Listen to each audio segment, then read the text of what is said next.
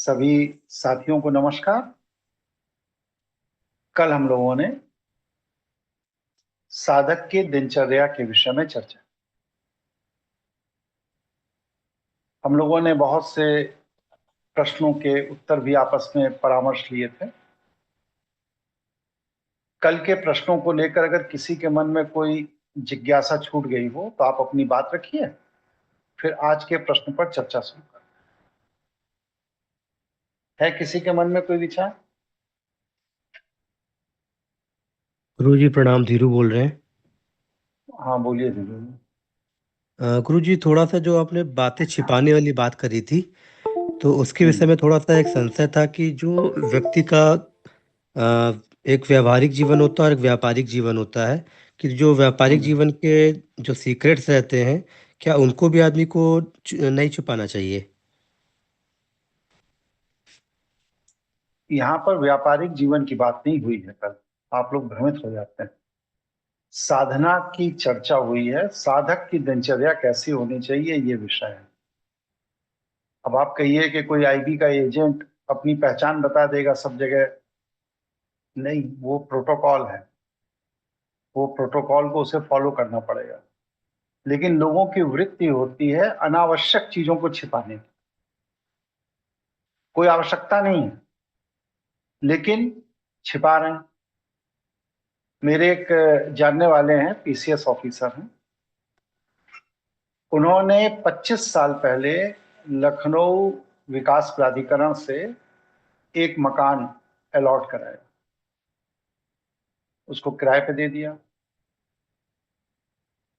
फिर दूसरा अलॉट कराया, उसको किराए पे दे दिया। और फिर उन दोनों के किराए में अपने तनख्वाह का पैसा देते हुए वो अपना इंस्टॉलमेंट वगैरह देते रहे।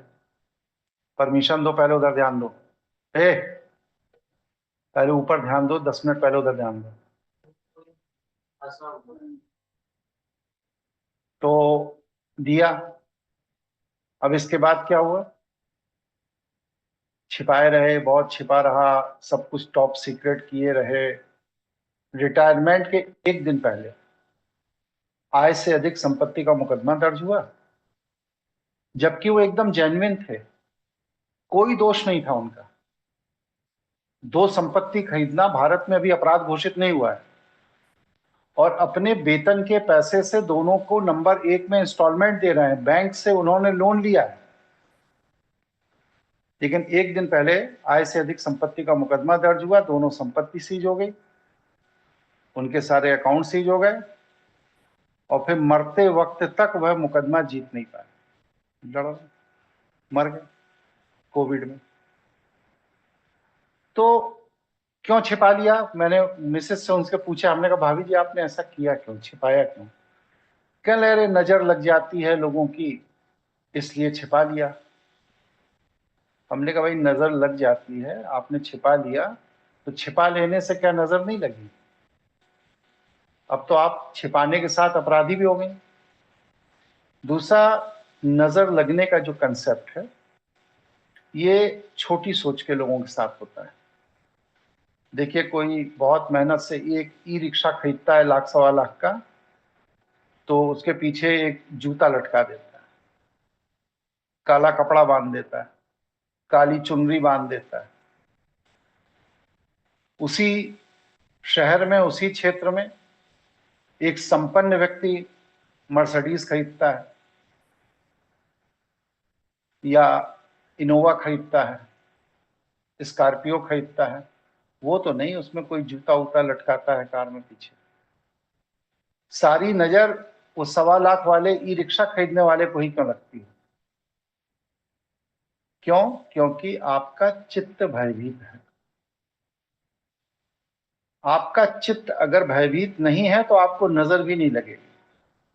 आपका चित्त पहले से डरा हुआ है, इसलिए हर छोटी छोटी बात में आपको खतरा महसूस होता है। प्रिकॉशंस आप लेते हैं, लेकिन वह प्रिकॉशन निष्फल हो जाते हैं, क्योंकि आपका चित्त डरा हुआ है।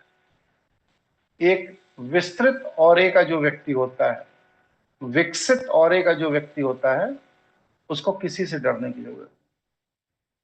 इसलिए बिजनेस के प्रोटोकॉल में अगर कोई बात है तो उसे छिपाना चाहिए, प्रतिस्पर्धा का व्यापार है।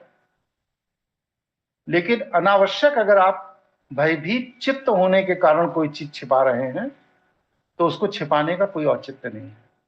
यहां पर कल जो चर्चा चल रही थी वो भयभीत चित्त वाले व्यक्ति जो छिपाते हैं उनका मैं खंडन कर रहा था। बिजनेस प्रोटोकॉल, नौकरी या जॉब के किसी प्रोटोकॉल या किसी इस तरह के प्रोटोकॉल जिसमें सरकारी बाध्यता है, नियम है, वहां पर इस तरह के विषय को छिपाना अनिवार्य होता है। ठीक है धीरू जी? जी गुरुजी, ठीक है गुरुजी, धन्यवाद, स्पष्ट हो गया। चित्त भयभीत मत रखिए। भयभीत चित्त के कारण अगर आप कोई चीज छिपा रहे हैं तो वह छिपाना निरर्थक है, आपको क्षति देकर जाएगा। और कोई प्रश्न किसी का? प्रणाम गुरु जी, अमित बोल रहा हूँ। बोलिए अमित जी। जैसे कि आज का वक्तव्य शुरू होने से पहले कुछ सवाल हैं जो हाँ कंपाइल्ड हाँ किए हैं। वो बहुत बिल्कुल। सारे नए लोग भी जुड़े हुए हैं। तो हम्म, सनातन ज्ञान भी पहले से ही अपने भ्रम निवारण का जो प्रोग्राम हमने चलाया हुआ है उसके लिए जाना जाता है जी। तो उसी की बिल्कुल श्रृंखला में मेरे कुछ प्रश्न है जी। पहला प्रश्न ये है कि लोग कंफ्यूज रहते हैं जी, मंत्र दीक्षा और गुरु दीक्षा के बीच में क्या अंतर है और इसका जीवन पर क्या प्रभाव पड़ता है। अगर हम इसको वैज्ञानिक दृष्टिकोण से समझ सकते हैं तो बहुत ही अच्छा होगा जी। चलिए, बहुत अच्छा प्रश्न है, बहुत ही यूनिक प्रश्न है। मंत्र दीक्षा जो है ये व्यक्ति के ऑरे को विकसित करने के लिए होती।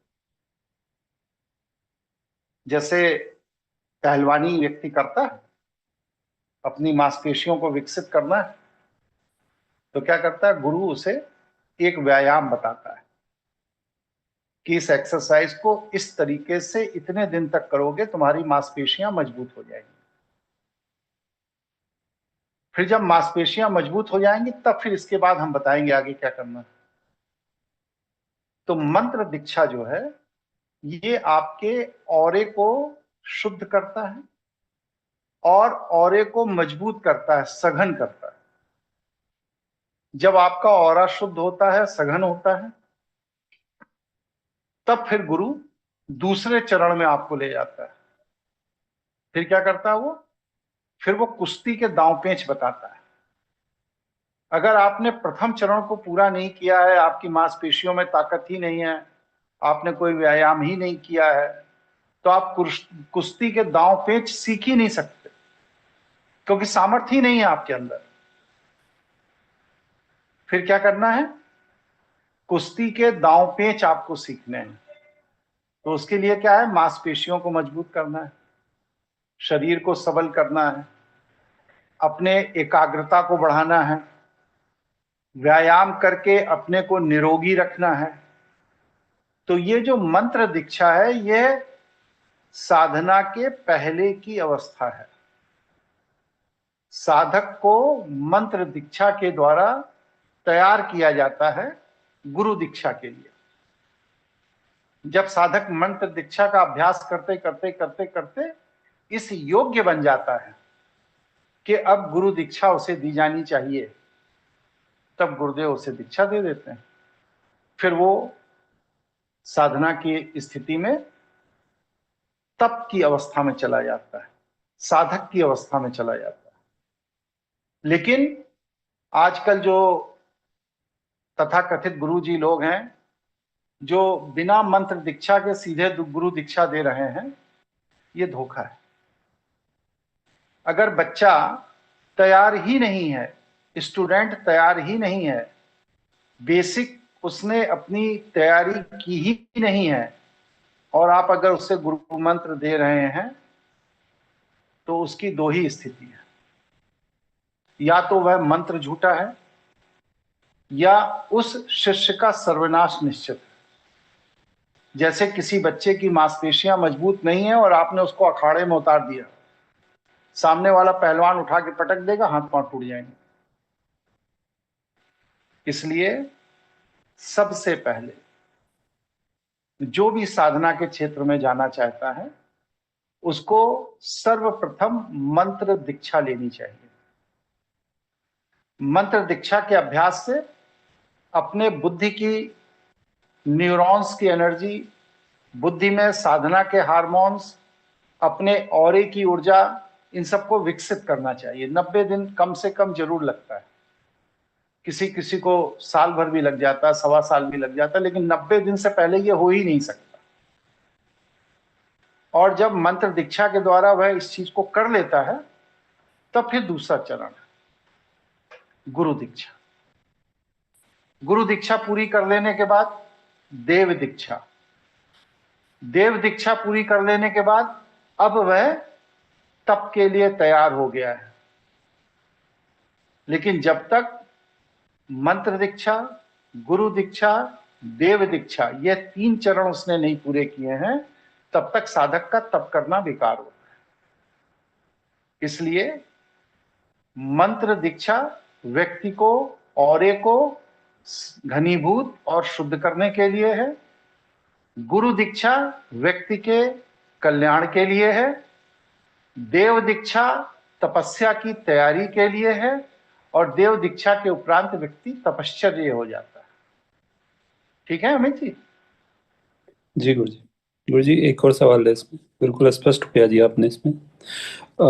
अक्सर हमें देखने में आता है कि बहुत सारे गुरु जो दीक्षा देते हैं उसके बाद वो अपने शिष्यों का नाम ही बदल देते हैं जी। क्या इसके पीछे भी कोई वैज्ञानिक महत्व है? ये परंपरा आदिगुरु शंकराचार्य के समय से शुरू हुई थी। उस समय क्या था कि भारत बौद्धों से संघर्ष कर रहा था।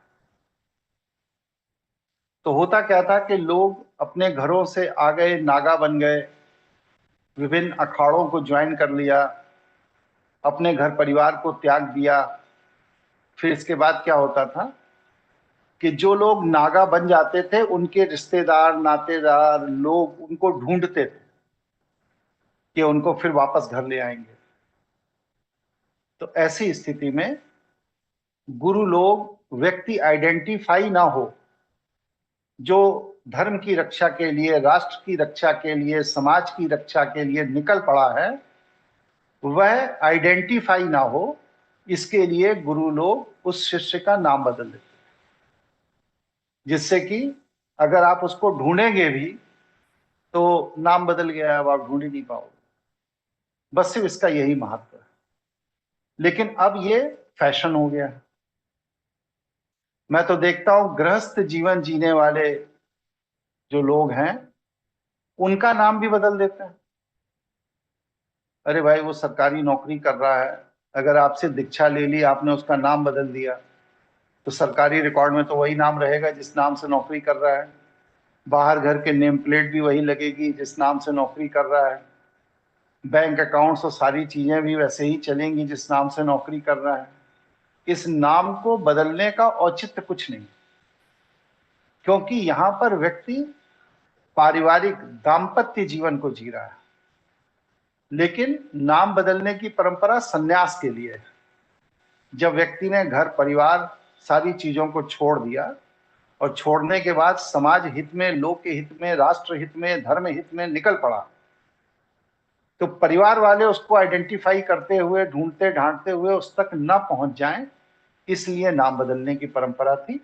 और इसका कोई महत्व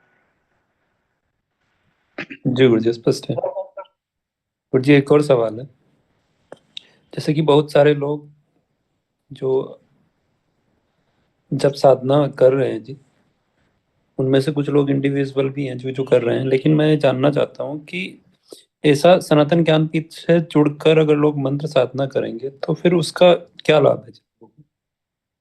3 लाभ है, सीधे सीधे 3 लाभ। पहला लाभ तो यह है कि जो हमारे सुपरविजन में या हमारी संस्थान से जुड़ करके मंत्र जप कर रहे हैं, उनको मैं अपने पर्सनल ऑब्जर्वेशन में रखता हूं और उचित समय आने पर उनको प्रेरित करता हूं कि वो गुरु दीक्षा ले लें, क्योंकि अब वह विकसित हो गए। जो व्यक्ति मेरे सीधे टच में नहीं है, किसी और गुरु या किसी और व्यक्ति के माध्यम से संस्था में जप कर रहे हैं, जांच कर रहे हैं, तो आप अपना करते रहिए। भाई मुझे तो मालूम नहीं है आप कितने समय से जुड़े हैं, आपका आहार विहार विचार वृत्ति क्या है, आपकी दिनचर्या क्या है, आपका समर्पण क्या है, मैं नहीं जानता। तो उस स्थिति में मैं उसको गुरु दीक्षा देने के लिए मानसिक रूप से तब तक तैयार नहीं होता जब तक कि मैं उसे समझ ना लूं, क्योंकि गुरु दीक्षा एक बहुत बड़ी जिम्मेदारी होती है। जैसे बच्चे को पैदा करना एक बहुत बड़ी जिम्मेदारी है। अगर बच्चे को माता पिता ने जिम्मेदारी के बोध के साथ नहीं पैदा किया तो वो बच्चे को पैदा करना बच्चे को नरक में फेंक देने के समान है। इसलिए शिष्य भी तभी गुरु को बनाना चाहिए जब वह उस शिष्य के कल्याण का भाव अपने अंदर रखता हो। शिष्य तो बना लिया, कल्याण का भाव नहीं है, शिष्य से पैसे ऐंठ लिए, 2-4-6 क्लास करा दी, 2-4-6 पिकनिक करा दी, 2-4-6 इवेंट करा दिए और उसका दोहन कर लिया। इसके बाद शिष्य भाड़ में जाए, क्या लेना देना। अभी एक कार्यक्रम हुआ था ताल कटोरा दिल्ली स्टेडियम में, 2 लाख शिष्य आए थे गुरुजी के। गुरुजी भी बहुत बड़े गुरुजी थे, मैं भी गया देखने भाई तमाशा। पता ये चला कि कार्यक्रम को जो ऑर्गेनाइज किया था उसका नाम गुरुजी को नहीं मालूम था। इसके अलावा जो एंकरिंग कर रहा था मंच पर उसका नाम गुरुजी को नहीं मालूम था। गुरुजी बार बार नाम पूछ पूछ के कागज में लिख रहे थे अपने वक्तव्य में उसका नाम लेने के लिए। ये गुरु नहीं है, ये धर्म के दुकानदार है। और धर्म के दुकानदारों के साथ जब आप जाएंगे तो धर्म का व्यवसाय होगा, आपका कल्याण नहीं होगा। सनातन ज्ञानपीठ जीव कल्याण के लिए काम करता है। कोई भी व्यक्ति, जीव जंतु, पशु पक्षी, वनस्पति, कोई भी अगर सनातन ज्ञानपीठ के साथ जुड़ा है, उसके औरे से जुड़ा है, तो उसका कल्याण हो, ये भाव हमेशा सनातन ज्ञानपीठ का रहता है।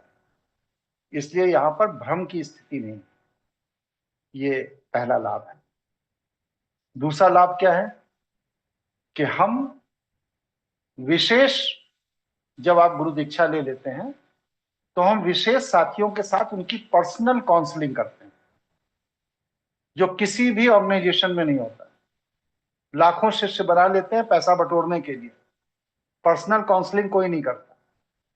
लेकिन सनातन ज्ञानपीठ में मैं पर्सनल काउंसलिंग करता हूं। जो व्यक्ति जुड़ गया है उस व्यक्ति का नाम, उसके परिवार की स्थिति, उसकी आर्थिक स्थिति, उसकी सामाजिक स्थिति, उसकी शैक्षिक स्थिति सब मुझे पता रहती है और फिर मैं उसका मार्गदर्शन करता हूं। आप इस तरह करो, आपका ये कल्याण होगा, आप ऐसे करो, आपका ये कल्याण होगा, आपका ये कल्याण होगा। और मेरा ये भी प्रयास होता है कि अगर उस व्यक्ति को कोई असुविधा नहीं है तो मैं 1 दिन 2 दिन के लिए उसके आवास पर भी जाता हूं। उसके जमीन की जो वेव्स हैं, तरंगे हैं, जहां पर वह रहता है, जहां भवन बना रखा है, वहां पर मैं एक रात्रि रुक करके उसका अनुमान लगाता हूं कि इसमें किस तरह के ऊर्जा के संतुलन की जरूरत है, उसका मार्गदर्शन करता हूं। ये सनातन ज्ञानपीठ जिम्मेदारी लेता है। इसलिए सनातन ज्ञानपीठ से जो व्यक्ति जुड़ता है उसके यहां मेरी अपनी एक विशिष्ट कृपा होती है। ये लाभ है जो लाभ अन्य संस्थाओं में नहीं। ठीक है, जी गुरुजी, स्पष्ट है। और कोई प्रश्न किसी का, किसी साथी का और कोई प्रश्न? नहीं, आगे बढ़ा जाए। जी गुरुजी।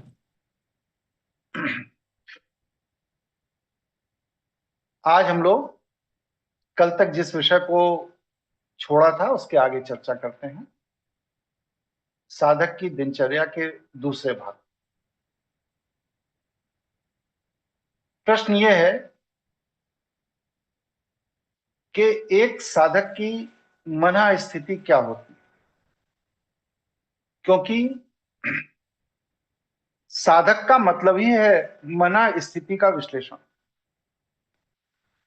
अगर आपकी मन स्थिति शुद्ध नहीं है, ठीक नहीं है, स्वस्थ नहीं है, तो फिर आप साधक नहीं हैं, आप आडंबरी हैं। स्वस्थ मन स्थिति होना क्यों जरूरी है? क्योंकि स्वस्थ विचार ही व्यक्ति के जीवनी ऊर्जा को विकसित करते हैं, जीवनी ऊर्जा की शक्ति को बढ़ाते हैं। अगर आपका विचार स्वस्थ नहीं है तो आपकी जीवनी ऊर्जा की शक्ति नहीं बढ़ सकती। कैसे बढ़ाते हैं, इसका पूरा एक विज्ञान है। आप लोगों की इच्छा है इस विज्ञान को जानने की? अगर आप लोगों की इच्छा हो इस विज्ञान को जानने की तो मैं इस विज्ञान को समझाऊं आप लोग, बताइए। जी गुरु जी, बिल्कुल इच्छा। जी गुरु जी, इच्छा है। जी गुरु जी, इच्छा है। सबसे पहले ये जानिए कि आज आप जो भी हैं, समाज में हैं, ये कौन है भाई मैसेज कर रहा है? क्या नाम है इसका? क्या मैसेज है?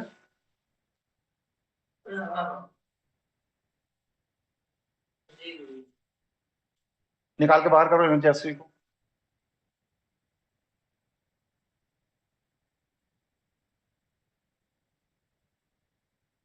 ये मनोरंजन स्थल नहीं है, अनुशासन में रहिए।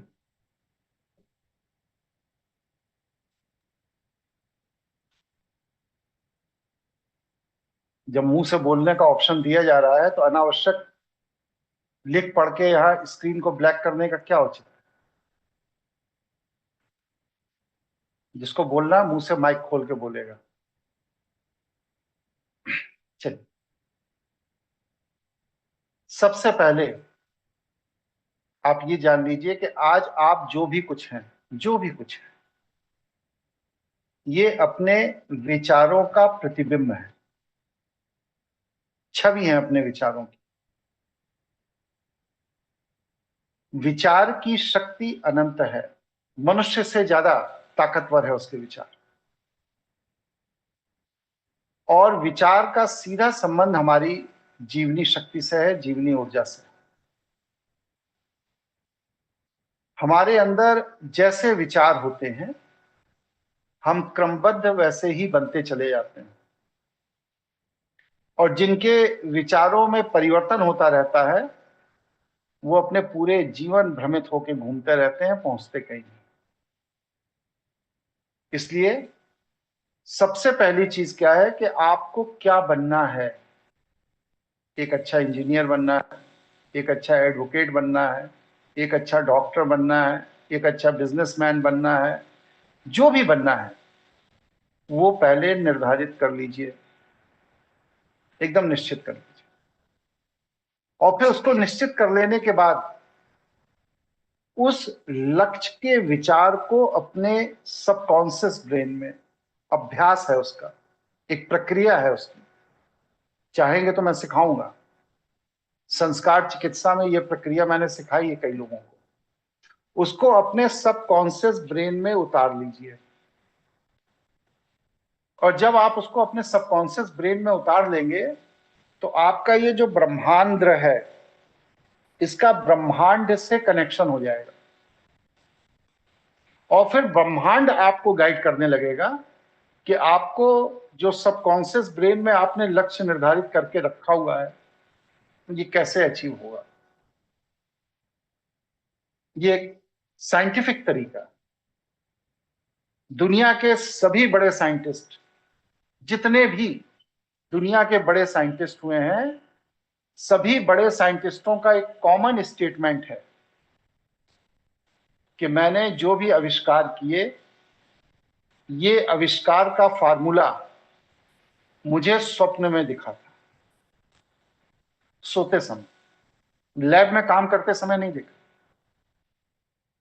जब वह फार्मूला स्वप्न में दिखा, स्मृति में गया, तो लैब में उन्होंने उस तरह का प्रयोग किया और प्रयोग किया तो वो सफलता मिल गई। मतलब दुनिया के सभी वैज्ञानिक जो आज बड़े वैज्ञानिकों की सूची में दर्ज हैं, इन सब ने मनुष्य के कल्याण के लिए, जीव के कल्याण के लिए कुछ लक्ष्य निर्धारित किए। जैसे एडिसन ने निर्धारित किया प्रकाश के लिए बल्ब का आविष्कार करना है, ग्राम बेल ने निर्धारित किया कि हमको टेलीफोन तरंगों का आविष्कार करना है, किसी ने कुछ सोचा, किसी ने कुछ सोचा, तो वह सोचते रहे, सोचते सोचते सोचते सोचते वह क्या करना चाहते हैं ये उनके सबकॉन्शियस ब्रेन में स्टोर हो गया। इसके बाद जब वह सोए तो अर्ध चैतन्य अवस्था में उनका ब्रह्मांड से जुड़ा और ब्रह्मांड ने उनको बताया कि तुम्हारे सबकॉन्शियस ब्रेन में जो प्रश्न है इसका उत्तर इस तरह निकल सकता है, ये फार्मूला लगाओ, उत्तर आ जाएगा। इसीलिए दुनिया के जितने भी बड़े साइंटिस्ट हुए हैं सब मेडिटेशन करते हैं। कोई भी ऐसा साइंटिस्ट नहीं हुआ जो मेडिटेशन ना करता, जो ईश्वरीय व्यवस्था में विश्वास न रखता हो। एल्बर्ट आइंस्टीन जैसे लोग भी ईश्वरीय व्यवस्था में विश्वास रखते थे, और एक ऐसे वैज्ञानिक हुए जो ईश्वरीय व्यवस्था में विश्वास नहीं रखते थे, पूरी जिंदगी उनकी व्हील चेयर पर गुजर गई। कौन थे वो वैज्ञानिक? Stephen Hawkins. वो ईश्वरीय व्यवस्था में विश्वास नहीं रखते थे। वो कहते थे ईश्वर जैसी कोई चीज, पूरी जिंदगी व्हील चेयर पर गुजरी। और टेस्ला, निकोला टेस्ला, उनसे 10 गुना ज्यादा जीनियस थे, फिर भी शरीर से स्वस्थ। जेपी मॉर्गन की पॉलिटिक्स के कारण वो अपने आविष्कारों को समाज में नहीं ला पाए, क्योंकि उस समय जेपी मॉर्गन अमेरिका की अर्थव्यवस्था चला रहे थे, उन्होंने उनको विकसित नहीं होने दिया, वो एक अलग बात है। लेकिन इंटेलिजेंसिया या आईक्यू की बात ये की जाए तो हॉकिंग से टेस्ला बहुत बेहतर थे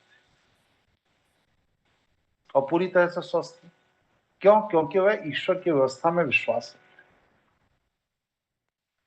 इसलिए आपको अगर किसी भी समस्या का समाधान करना है तो सबसे पहले अपने लक्ष्य का निर्धारण करिए, और लक्ष्य का निर्धारण करने के बाद फिर दूसरी चीज आपको क्या करनी है, उस ईश्वर की व्यवस्था में विश्वास रखिए। अपने ब्रह्मांड को उस ब्रह्मांड की ऊर्जा से जोड़िए, और जब आपके ब्रह्मांड की ऊर्जा ब्रह्मांड की ऊर्जा से जुड़ जाएगी तो आपको सभी प्रश्नों के उत्तर ईश्वरीय शक्तियां देने लगती हैं। यही साधना की चरम अवस्था है। क्या करना है कि लक्ष्य का निर्धारण करना है, उस लक्ष्य को विचार रूप में आत्मसात करना है, और जब उसे विचार रूप में आत्मसात करके सबकॉन्शियस ब्रेन में डाल देंगे तो उसका समाधान ईश्वर देगा। विचारों का जीवनी ऊर्जा से, यहां तक मैंने जो विषय समझाया समझ में आ गया? आगे बढ़ूं? कोई प्रश्न हो यहां तक तो पूछिए।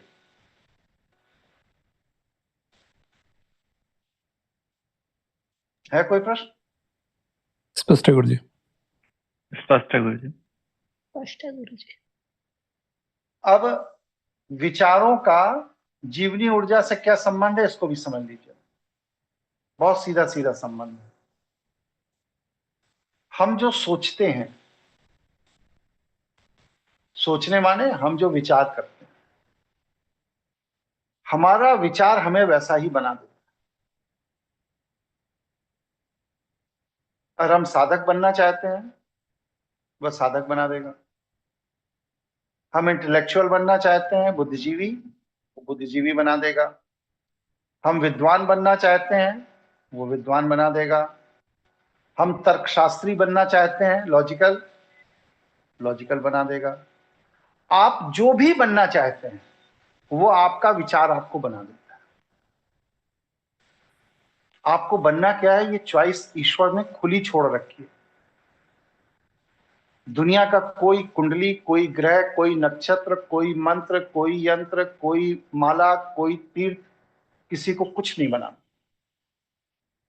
ये भ्रम है, ये भ्रांति है, ये ठगों की दुकान है। आप जो बनना चाहते हैं वह आपका विचार ही आपको वह बनाता है। ज्योतिष बस सिर्फ ये बताता है कि आप पूर्व के जन्मों में किस तरह के वृत्ति के आवेग में अपना जीवन जी चुके हैं, बस। आप पूर्व जन्मों में किस तरह की वृत्ति के आवेग में अपना जीवन जी चुके हैं, बस इतना बताता है ज्योतिष। लेकिन पंडित लोग या विद्वान लोग पूर्व जन्म की वृत्ति का अनुमान लगाकर आपका यह बता देते हैं कि भविष्य में आप ये करेंगे।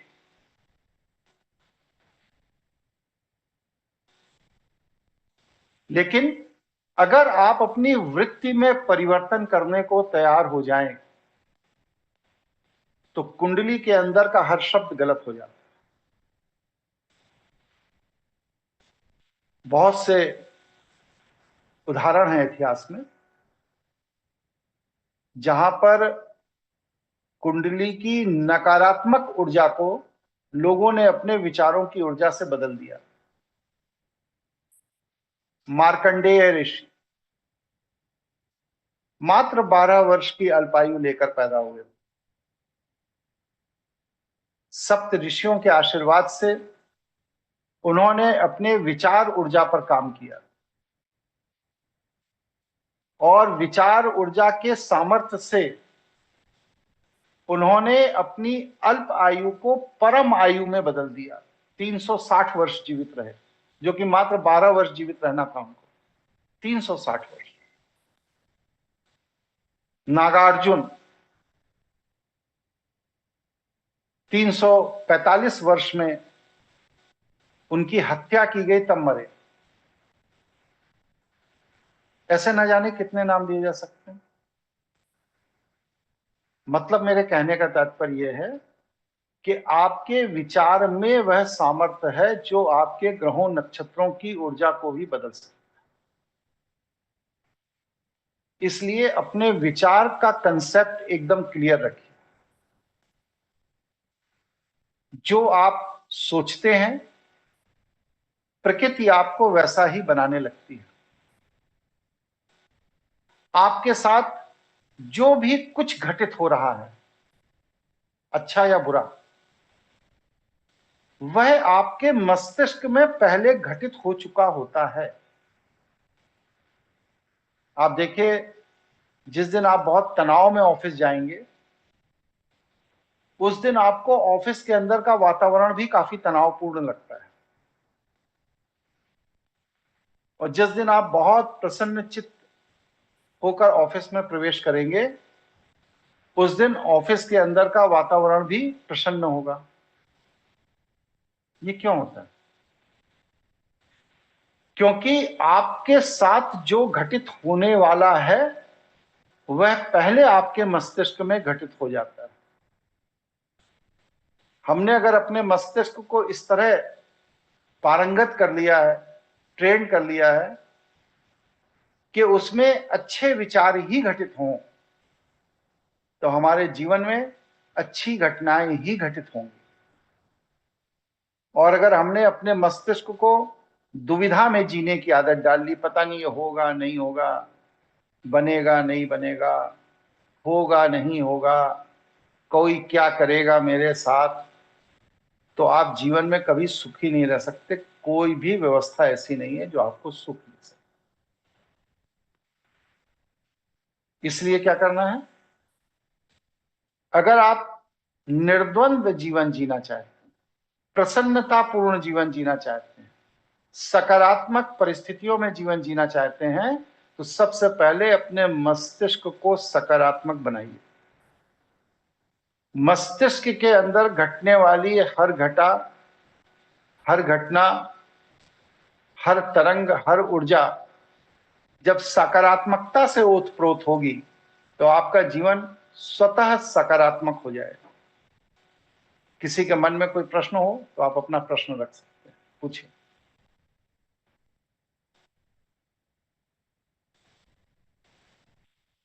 नहीं है कोई प्रश्न? आगे बढ़े। जी गुरुजी, स्पष्ट है। फिर क्या करना है कि विचार से, मेरा पूरा विज्ञान समझिए, विचार से मानसिक ऊर्जा बनती है। जैसे कि आपने एक विचार किया कि हमें धनाढ्य होना है, संपन्न होना है, तो ये जो आपका विचार है कि हमें संपन्न होना है, ये एक मानसिक ऊर्जा आपके अंदर पैदा करेगी। वह मानसिक ऊर्जा क्या करेगी? आपके अंदर संपन्नता के हार्मोन पैदा करेगी। जैसे खुशी के हार्मोन होते हैं, दुख के हार्मोन होते हैं, प्रेम के हार्मोन होते हैं, विच्छोह के हार्मोन होते हैं, ठीक इसी तरह संपन्नता के भी हार्मोन होते हैं। और जो व्यक्ति संपन्नता के हार्मोन का विज्ञान नहीं जानता है, वह बस सिर्फ परिश्रम से कभी संपन्न नहीं हो सकता। संपन्न होने के लिए संपन्नता का हार्मोन डेवलप करना पड़ता है। शिक्षा सहायक है, परिवेश, परिस्थिति, दोस्त, मित्र, रिश्तेदार, नातेदार, ये सब सहायक हैं। अगर आपके अंदर संपन्नता का हार्मोन नहीं बन रहा है तो इस धरती पर कोई आपको संपन्न नहीं बना सकता। संपन्नता के हार्मोन पर अगर आप लोग चाहेंगे तो एक मैं विशेष क्लास लूंगा, पहले कई बार ले चुका हूं। आप लोग नई टीम के साथ काम कर रहे हैं, अगर आप लोग चाहेंगे तो संपन्नता के हार्मोन पर ये कैसे बनाया जाता है, कैसे इसको सक्रिय किया जाता है, कैसे इससे ऊर्जा प्राप्त करके संपन्न हुआ जाता है, इस पर एक विशिष्ट क्लास में लूंगा। कोई मंत्र, कोई भगवान, कोई देवी देवता, कोई तीर्थ, कोई ग्रंथ, कोई रत्न, कोई रुद्राक्ष, कोई किताब आपको संपन्न नहीं बना सकती जब तक कि आपने संपन्नता के उस विज्ञान को नहीं समझा। इसीलिए देखिए, आज दुनिया में जितने भी संपन्न लोग, अगर उसमें टॉप 10 की लिस्ट निकाली जाए तो उनमें कोई भी लक्ष्मी की पूजा नहीं करता। इलॉन मस्क तो बिल्कुल नहीं करते, फिर भी दुनिया के सबसे संपन्न आदमी। एक दिन में, अभी परसों न्यूज पढ़ रहा था कि 1.2 लाख करोड़ डॉलर उन्होंने एक दिन में कमाया, जितना तो न जाने कितने देशों की जीडीपी होगी। तो क्या है? संपन्नता का हार्मोन। आपके विचार हुए, विचार से मस्तिष्क में ऊर्जा बनी, मस्तिष्क की ऊर्जा से हार्मोन बना, हार्मोन से सक्रियता आई, और सक्रियता से आपके आसपास का वैसा वातावरण बना। फिर समझिए, विचार से मानसिक ऊर्जा, मानसिक ऊर्जा से उस तरह का हार्मोन बॉडी में बना, हार्मोन बनने के बाद उस तरह की शरीर में सक्रियता आई, और जब उस तरह की सक्रियता आ गई तब आपके आसपास का वातावरण भी उस तरह का बन गया। और जब वातावरण उस तरह का बना तब आपको सफलता मिली। जब तक वातावरण उस तरह का नहीं बनेगा आपके आसपास का, तब तक आप सफल नहीं हैं। बस सिर्फ बातचीत कर लेने, चुटकुले कर लेने, चाय की दुकान पर बैठ के बड़ी बड़ी फेंक देने से कोई संपन्न नहीं होता। संपन्न होना एक वैज्ञानिक प्रक्रिया है, मनोविज्ञान की प्रक्रिया है। आने वाले समय में निश्चित रूप से यह मानिए कि ऐसे इंजेक्शन बनाए जाने लगेंगे जो संपन्नता के हार्मोन को उत्तेजित करेंगे और गरीब व्यक्ति को वो इंजेक्शन लगा करके उसे संपन्न बनाया जा सके। क्योंकि गरीब व्यक्ति इसलिए गरीब है क्योंकि वह दिन रात अपने विचारों से गरीबी के हार्मोन बना रहा है, इसलिए गरीब है। अगर उस गरीबी के हार्मोन बनाने वाले व्यक्ति के ब्रेन की केमिस्ट्री बदल दी जाए किसी भी साइंस के फार्मूले से और उसके मस्तिष्क के अंदर संपन्नता के हार्मोन बनने लगे तो वही गरीब आदमी संपन्न हो जाएगा। वरना क्या होगा? संपन्नता एक अवसर होगा। कौन बनेगा करोड़पति में न जाने कितने लोग करोड़ रुपए जीत कर गए और 8 महीने बाद फिर उतने ही दरिद्र हो गए जितने दरिद्र थे। विनोबा भावे ने देश की आजादी के बाद भूदान आंदोलन चलाया और उस भूदान आंदोलन में न जाने कितनी संपत्ति उन्होंने संपन्न लोगों से लेकर गरीबों को दी। भारत सरकार ने भी चलाया, राज्य सरकारों ने भी चलाया, आज भी चल रहा है। सरकारी जमीनें विशेष वर्ग को दे दी जाती है, पट्टे पर दे दी जाती हैं, दान में दे दी जाती हैं, लेकिन इसके बाद भी वो विशेष वर्ग गरीब का गरीब ही रहता है, संपन्न नहीं होता।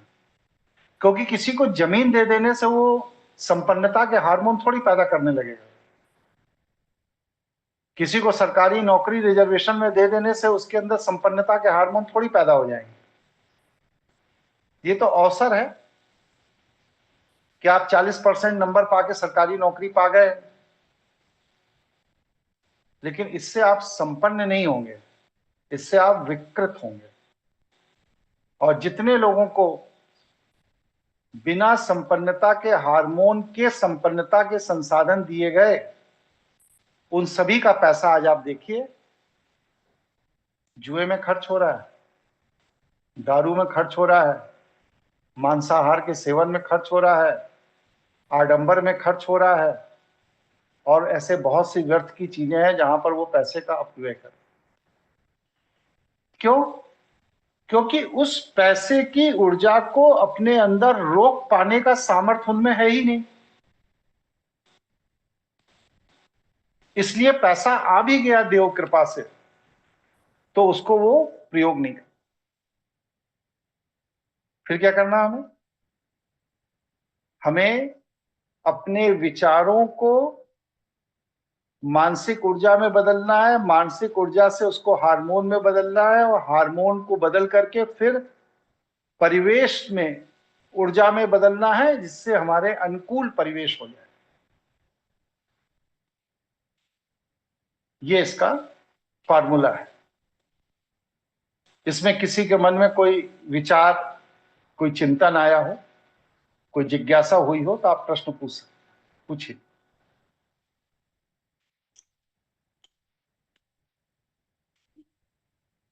कोई प्रश्न है किसी का?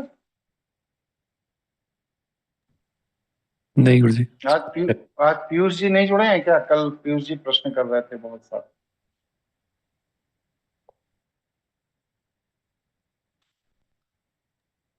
नहीं है गुरुजी, आ जाओ। पीयूष जी नहीं, कोई बात।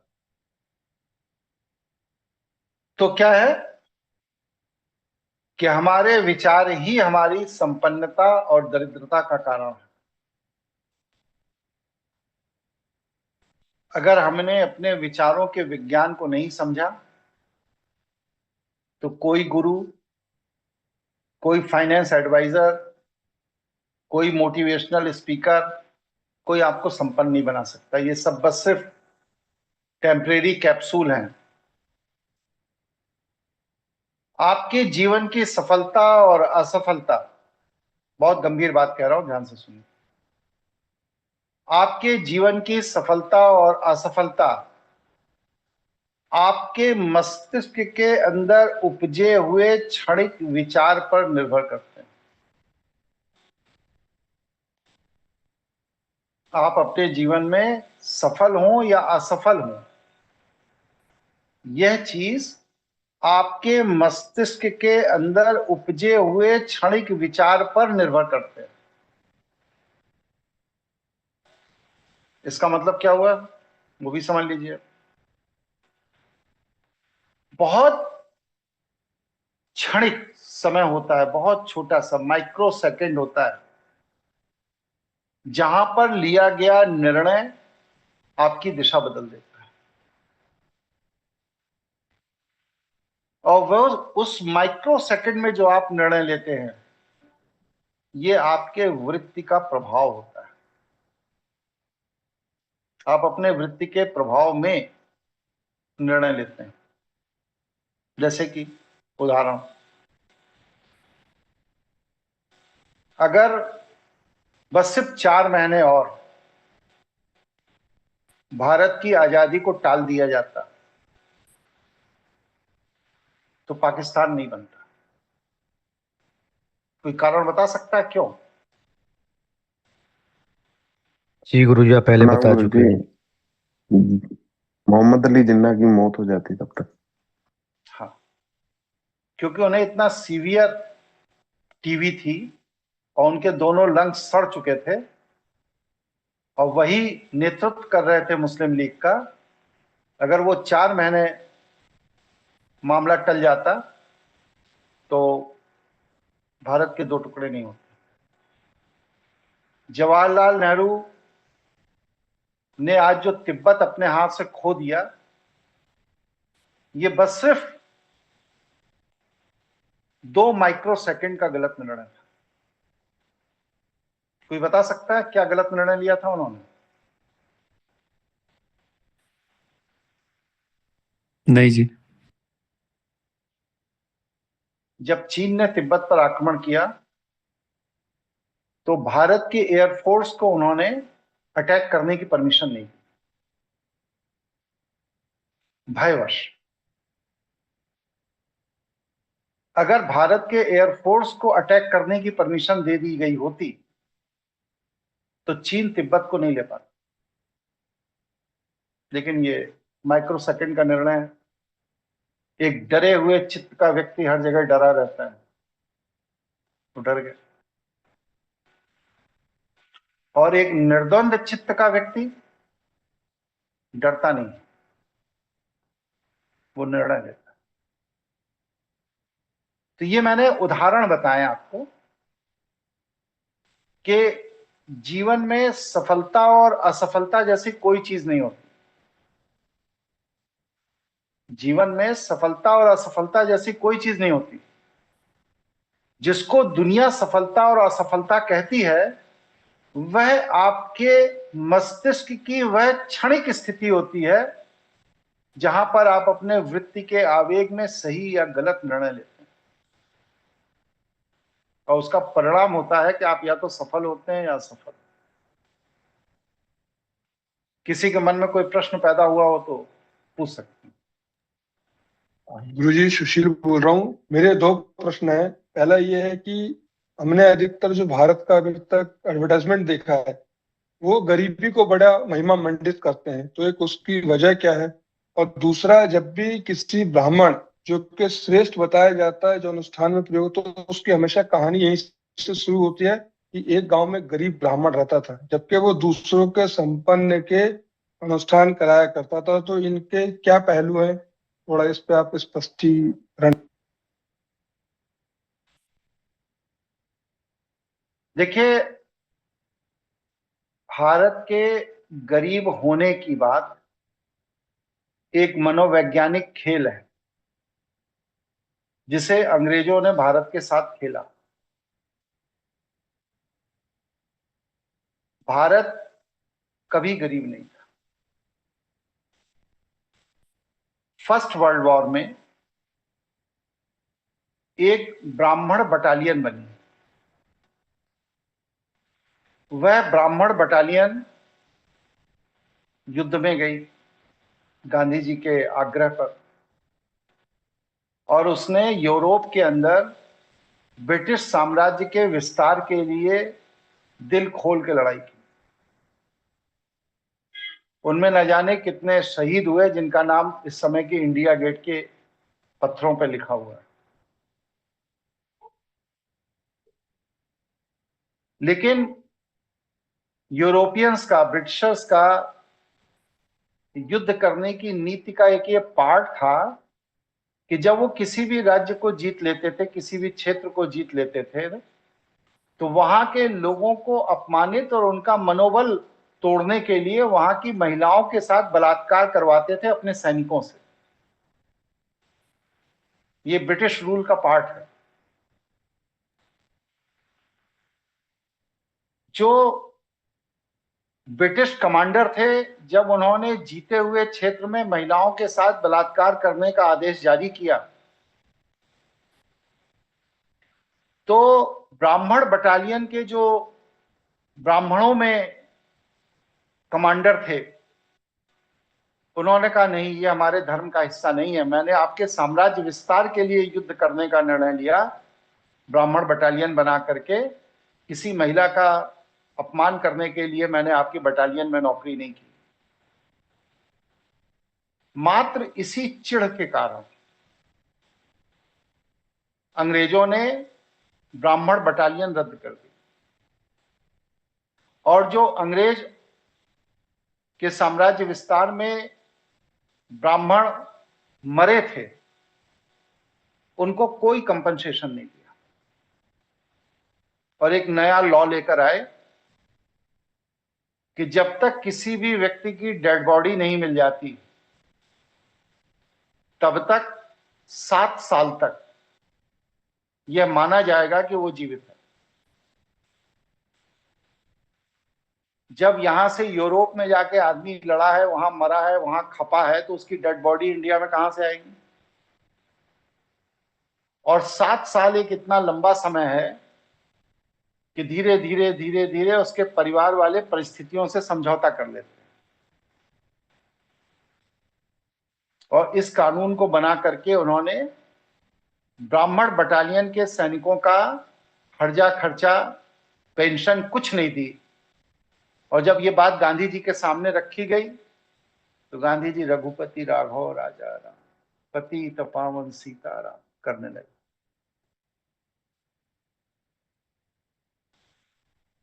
मतलब कहने का भाव ये है, जो आपका कहना है, कि ब्राह्मण जब तक समाज का मार्गदर्शन कर रहा था, तब तक पूरे सामाजिक व्यवस्था में यही एक ऐसी नस्ल थी जो शस्त्र और शास्त्र दोनों की जानकारी रखता था। शास्त्रों पर तो इनका पकड़ था ही, लेकिन गुरुकुलों में क्षत्रियों के बच्चों को शस्त्र शिक्षा भी ब्राह्मण ही देते थे।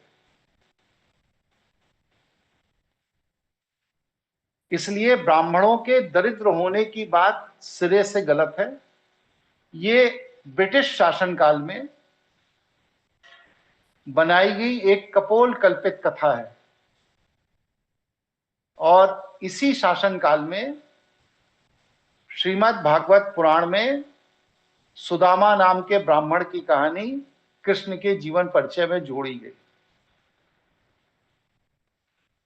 जबकि जो मूल प्रति है श्रीमद् भागवत पुराण की, उसमें सुदामा की कोई कहानी नहीं मिलती। तो ब्राह्मण गरीब है, दरिद्र है, लाचार है, बेबस है, चलो भाई अगर इतना सब है तो रिजर्वेशन क्यों नहीं उसके लिए? फिर जब रिजर्वेशन देने की बात आती है तो आप कहते हैं ब्राह्मण सक्षम है, उसने शोषण किया, पानी नहीं पीने दिया, खाना नहीं खाने दिया, और वरना ब्राह्मण गरीब है, लाचार है, दरिद्र है। ये जो दोहरा भास है, इसी से स्पष्ट होता है कि ब्राह्मण वर्ग को गरीब लाचार बताया गया, जबकि ब्राह्मण वर्ग कभी गरीब लाचार नहीं था। ठीक है सुशील जी, स्पष्ट हुआ आपको? हाँ गुरुजी, बिल्कुल स्पष्ट है, क्योंकि मैंने ऑब्जर्व किया अपने एक्सपीरियंस में अभी कि जो लोग काम करने आते हैं, भले ही एक परिवार में से एक व्यक्ति मेहनत करता हो, मेहनत जरूर करता है और पूरे परिवार को चलाता है, 4 भाई हो 5 हो, तो ऐसा हो नहीं सकता कि भारत में जो कहानी सुनाई जाती है, महिमा मंडित गरीबी को बड़ा कर दिया जाता है फिल्म से लेके कहीं तक। तो मैं इस पे आपसे एक संवाद चाह रहा था। दूसरी चीज, हमारे यहाँ दरिद्रता को जीवनचर्या का हिस्सा बनाया गया। चाहे देश के प्रधानमंत्री हों, चाहे पूर्व के प्रधानमंत्री रहे हों, सब अपने दरिद्रता की कहानी रोते हैं कि हमारी माँ घर में बर्तन मांजती थी। अरे धिक्कार है, 4 जवान लड़कों के होते हुए अगर उसकी माँ घर घर जाके बर्तन मांज रही है, धिक्कार है। और जिसकी माँ घर घर जाके बर्तन मांजती है वो इंग्लैंड और यूरोप घूम रहा है, कैसे समझो? क्यों दरिद्रता का महत्व बढ़ाया गया? इसलिए बढ़ाया गया कि फर्स्ट जब ये हुआ था आपका स्वतंत्रता संग्राम, तो प्रथम स्वतंत्रता संग्राम में संपन्न लोगों ने टैक्स दिए। उस समय जो उनकी संपन्नता थी, उससे जो उन्होंने सहयोग किया स्वतंत्रता संग्राम सेनानियों का, तो उन भारतीयों को आर्थिक रूप से कमजोर करने के लिए ब्रिटिश गवर्नमेंट ने 98% इनकम टैक्स लगा दिया। 98%। अगर आप किसी भी माध्यम से 100 रुपए कमाते हैं तो 98 रुपए सरकार टैक्स लेगी। ये बस सिर्फ इसलिए लगाया जिससे कि भारत के संपन्न लोग दोबारा कोई स्वतंत्रता संग्राम खड़ा ना कर सके।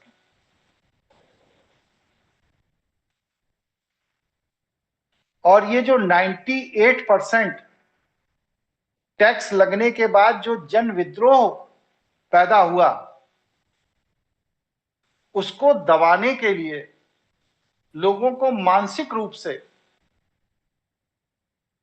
यह तैयार किया गया कि अरे गरीबी में तो बड़ा आनंद है, दरिद्रता ही भूषण है, भक्त तो गरीब होता ही है, सरस्वती और लक्ष्मी की तो लड़ाई चलती ही है। अरे ये सारी लड़ाई प्रथम स्वतंत्रता संग्राम के बाद ही हुई, सरस्वती और लक्ष्मी जी की। इसके पहले कभी भी सरस्वती और लक्ष्मी जी की कोई लड़ाई नहीं हुई, हजारों लाखों साल से। एक से एक संपन्न ब्राह्मण, विद्वान ब्राह्मण हुआ करते थे, एक से एक संपन्न राजा हुआ करते थे, विद्वान राजा हुआ करते थे, एक से एक संपन्न वैश्य हुआ करते थे, विद्वान हुआ करते थे। कहीं सरस्वती और लक्ष्मी की लड़ाई नहीं हुई।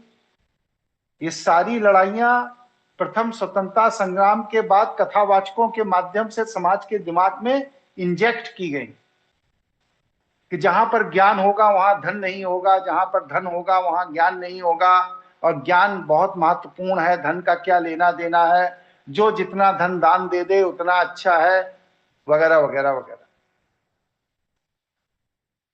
आप अमेरिका की एक भी कॉमिक्स का नाम बताइए, एक भी, या वहां पर जो बच्चों के लिए कार्टून फिल्में बनाई जाती हैं, उसमें एक भी कार्टून फिल्म का नाम बताइए जिसमें दरिद्रता और गरीबी को महत्व दिया गया हो। नहीं है गुरुजी, नहीं है गुरुजी। नहीं है। वहां पे क्या है, Richie Rich. Tom and Jerry का भी जो लिविंग स्टैंडर्ड है, उसमें देखिए जेरी भी डबल बेड पे सो रहा है। या और भी जो कार्टून है, मिक्की माउस वगैरह, सबका एक अपना लिविंग स्टैंडर्ड दिखाया जाता है। क्यों? क्योंकि वह बच्चों के ब्रेन को बचपन से ही इस तरह तैयार करते हैं कि तुम संपन्न थे, संपन्न हो और तुम्हें आगे संपन्न ही होना है। गरीब तुम हो ही नहीं सकते। तो ये जो मेंटल ट्रेनिंग है, ये मेंटल ट्रेनिंग भारत में नहीं दी जाती। भारत में क्या ट्रेनिंग दी जाती है? आप पिक्चरों को देखिए,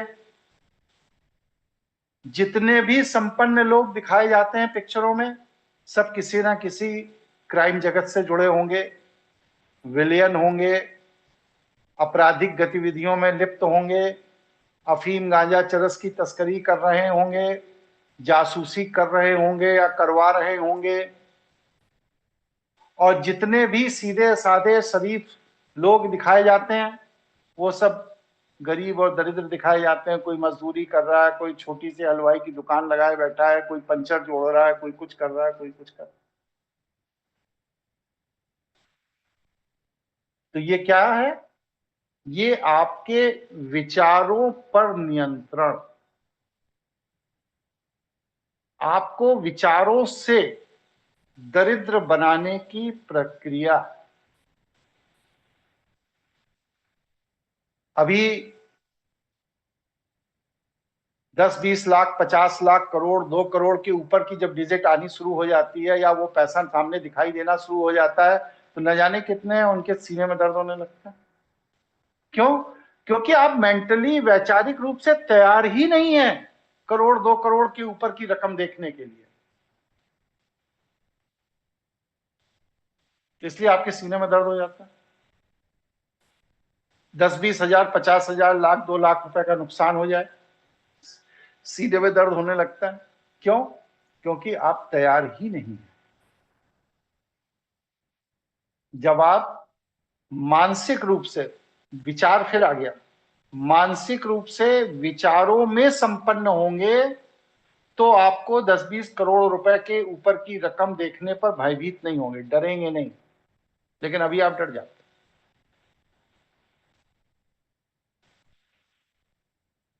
तो संपन्नता हमारे विचारों से शुरू होती है। हमारे वृत्ति के आवेग में, विचारों में क्षणिक लिए गए निर्णय हमें संपन्न या विपन्न बनाते। स्पष्ट है यहां तक? स्पष्ट है गुरुजी। ठीक। कोई प्रश्न है किसी का? गुरुजी अमित बोल रहा हूँ, मेरा एक प्रश्न है। गुरुजी, जैसा कि मेरा विचार ही मेरी मानसिक ऊर्जा है, और ये मानसिक ऊर्जा से ही मैं वो संपन्नता का हार्मोन्स बनाता हूँ। तो जब मेरा संपन्नता का हार्मोन्स बन जाता है, तो फिर मैं उसको परिवेश में कैसे लेके आऊंगा जी? इस चीज को समझना है। बहुत अच्छा प्रश्न है। जब आपकी बॉडी में संपन्नता का हार्मोन बन जाएगा, तो वह हार्मोन अपनी तरंगों से स्वतः वैसा परिवेश निर्मित कर लेगा।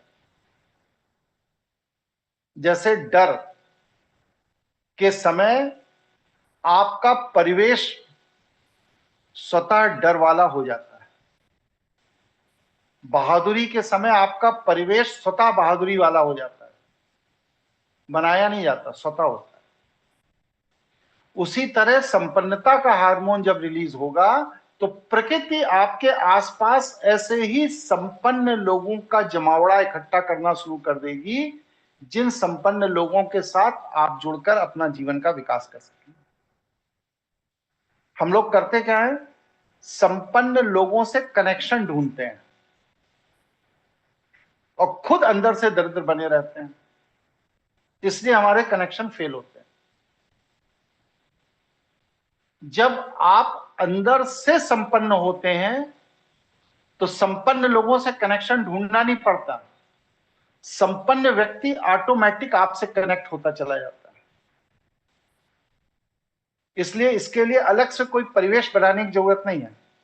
सबसे पहली जरूरत यह है कि आप अपने अंदर संपन्नता का हार्मोन डेवलप करें। ठीक है अमित जी? जी गुरुजी, स्पष्ट हुआ।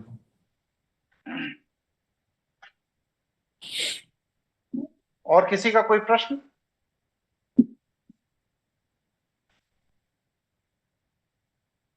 नहीं, आगे बढ़ूं?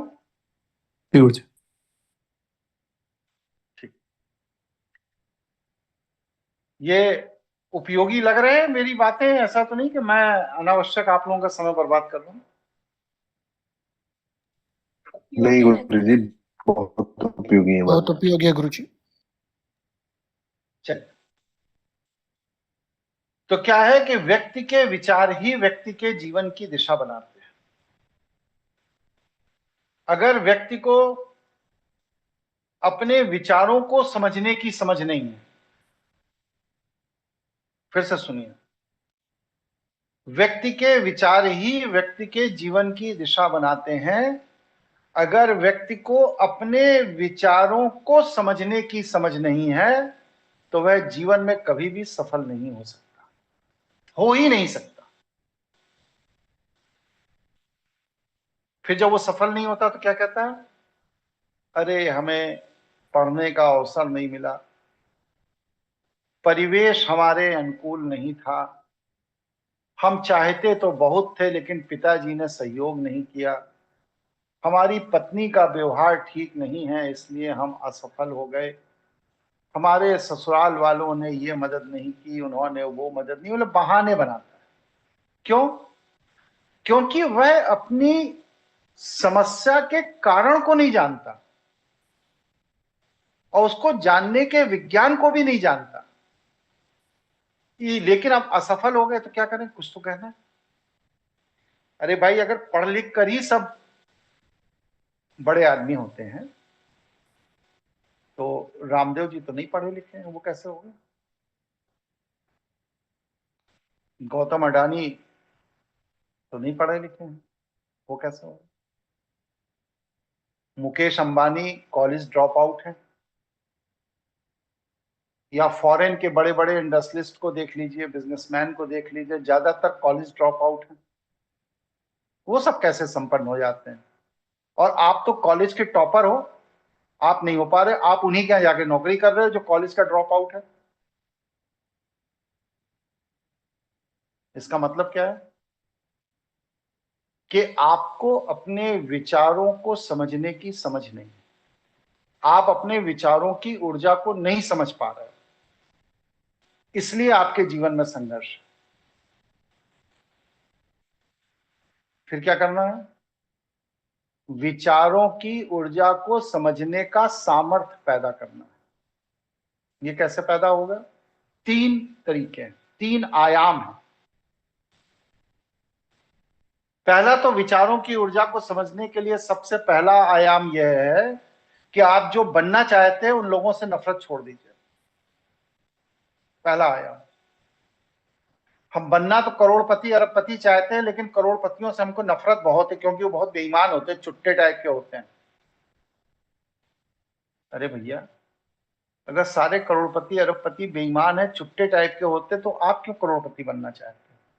मत बनो। नहीं, लेकिन हमें बनना है। प्रकृति क्या कहती है? नहीं, आपको अगर बनना है तो जो बन चुका है उसका सम्मान करना पड़ेगा। जो बन चुका है उसका विरोध करके आप वो नहीं बन सकते जो आप बनना चाहते हैं।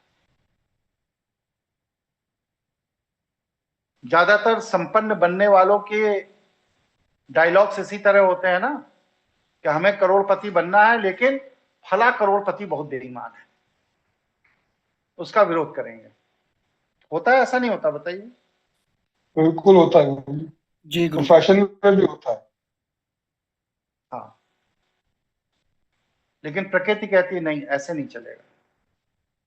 अगर आपको करोड़पति बनना है तो करोड़पतियों का सम्मान करना सीखिए, उनके विज्ञान को समझिए कि वो कैसे करोड़पति बने, उनसे मित्रता कीजिए, उनके भाव को समझिए।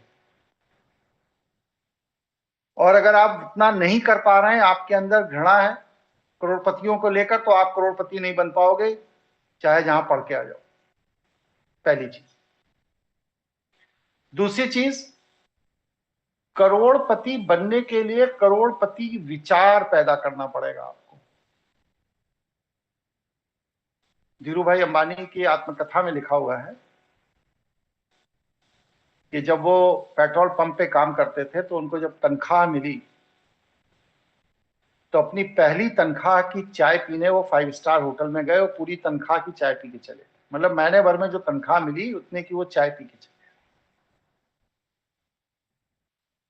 कहा क्यों? कहने लगे मैं ये देखना चाहता था कि आखिरकार संपन्न लोग चाय पीते कैसे हैं। मतलब क्या है इसका? कि वो संपन्न होने के लिए इतने लालायित थे कि संपन्न लोगों की जीवन शैली को समझने के लिए उन्होंने अपने पूरे महीने भर की तनख्वाह दांव पे लगा दी। क्या ये साहस है हम लोगों में? नहीं लगा पाएंगे तो आप संपन्न बन भी नहीं पाएंगे। तीसरी चीज, संपन्न व्यक्ति की क्या खास बात होनी चाहिए? संपन्नता एक अर्थ विज्ञान है। संपन्नता एक अर्थ विज्ञान है, उसको समझना पड़ेगा। संपन्न व्यक्ति टैक्स नहीं देता, और भारत जैसे देश में तो संपन्न व्यक्ति लोन भी अदा नहीं करता, माफ हो जाता है। आप ही को अगर 10,000 करोड़ दे दिया जाए और 5 साल बाद वो 10,000 करोड़ आपका लोन माफ हो जाए और ऐसे जीवन में 4-6 अवसर मिल जाए तो आप ही संपन्न हो जाओगे। लेकिन आप तो एक कार लोन पे लेते हो, एक एक पैसा वसूल लिया जाता है ब्याज के साथ, लेकिन उनसे नहीं वसूला जाता है। अब आप कहते हो उनके कनेक्शंस हैं, नहीं, उनके पास वह बौद्धिक ऊर्जा है जो आपके पास नहीं। कनेक्शन बनाने के लिए आपको क्या मना किया गया क्या भारत में? क्या आप कनेक्शन मत बनाओ? लेकिन आप नहीं बना पाते क्योंकि आपके पास वह बौद्धिक ऊर्जा नहीं है, आपके पास वह समझ नहीं है। इतने लोग इस मीटिंग में बैठे हैं, आप हमें बताइए अगला फाइनेंस मिनिस्टर कौन होगा? है किसी को समझ?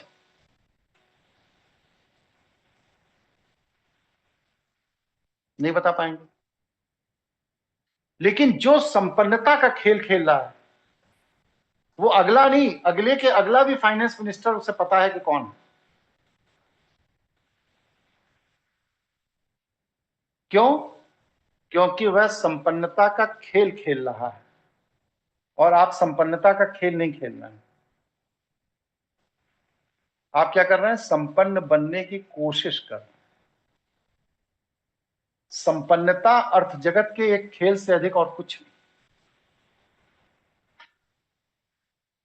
स्पष्ट है? किसी के मन में कोई विचार हो तो पूछिए।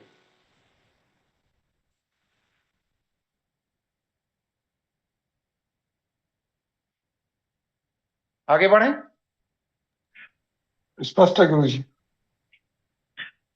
गुरुजी विशेष बात कर रहा हूँ। मेरा एक प्रश्न था गुरुजी, हमारा जो सबकॉन्शियस माइंड की जो आपने बात की है, हमारा सबकॉन्शियस माइंड हमारे कॉन्शियस माइंड से इतना ज्यादा स्ट्रांग क्यों होता है? मतलब कॉन्शियस माइंड से ये चीजें क्यों अचीव नहीं की जा सकती जो कॉन्शियस माइंड के विचार होते हैं? हाँ, मैं समझ गया आपका प्रश्न। कॉन्शियस माइंड एक बार में कई आयाम पर काम करता है। जैसे आप चल रहे हैं तो कॉन्शियस ब्रेन जो है वो क्या करेगा? आपके दोनों पैरों के मध्य संतुलन बना के रखेगा। आपको चलने के दौरान दरवाजे भी खोलना है, कॉन्शियस ब्रेन है उसको दरवाजा भी खोलेगा। फिर निकलने के बाद आपको चाबी भी निकाल कर ताला लगाना है। तो वो अपनी ऊर्जा को कई आयाम में एक साथ प्रयोग करता है। सब कॉन्शियस ब्रेन ऐसा नहीं करता, वो बस सिर्फ एक आयाम पकड़ता है और उसी आयाम पर काम करता है। वो अपनी ऊर्जा को कई खंडों में बांटता नहीं है, इसलिए सबकॉन्शियस ब्रेन ज्यादा ताकतवर है। स्पष्ट हुआ?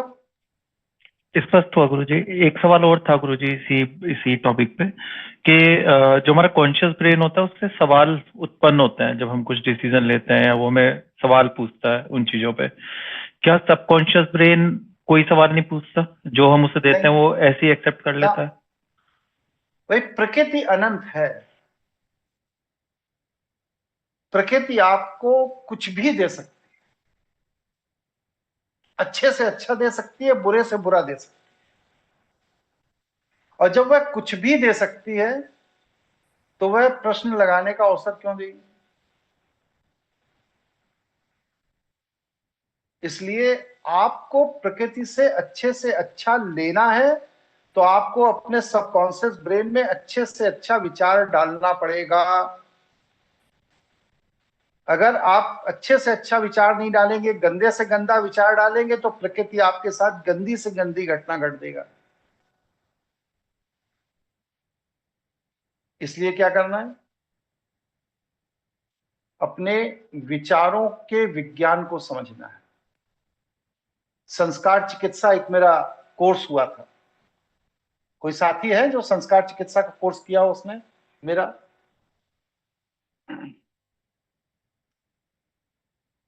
है कोई आप लोगों जी में? गुरु नहीं? जी।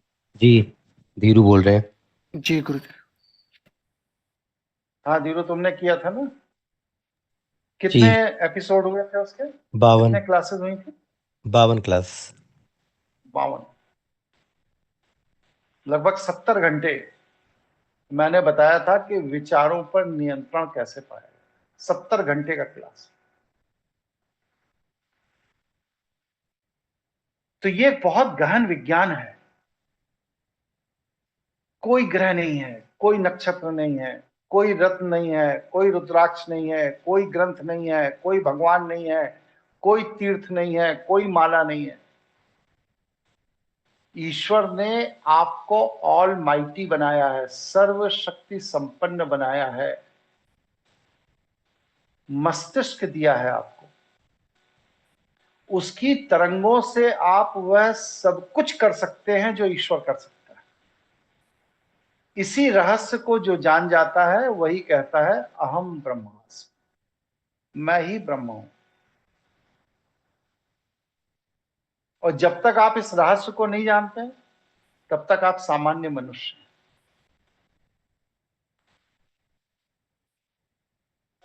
स्पष्ट है? स्पष्ट है गुरु जी। ठीक। आगे जानने की इच्छा है या 1.25 घंटे हो गए, बोरियत लगने लगी आप लोगों को? बताइए। इच्छा है गुरु जी जानने की। जी इच्छा है गुरु जी।